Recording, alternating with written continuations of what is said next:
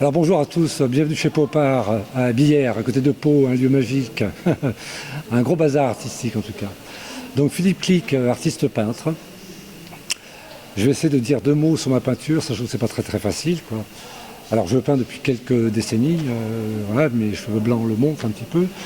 Les premières inspirations, c'était d'abord pour me frotter à la peinture, je me suis tourné vers les impressionnistes. J'essaie de faire des semblants de copies ou à la manière d'eux impressionnistes, que j'admirais énormément.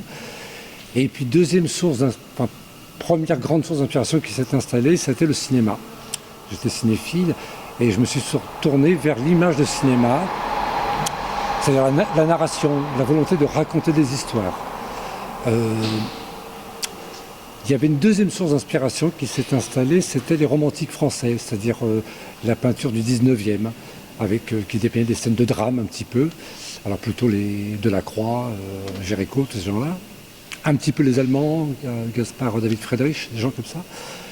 Et puis avec le temps, les choses se sont un peu mêlées, à la fois un petit peu de romantisme, mais voulant comme être dans la culture un peu plus moderne, donc dans des décors plus de notre époque. Voilà. Et dont les gens disent d'ailleurs assez souvent que ces toiles paraissent figées dans une période, dans les années 50, 60, 70. Voilà. Il y a une autre source d'inspiration dans tous ces tableaux, c'est l'enfance.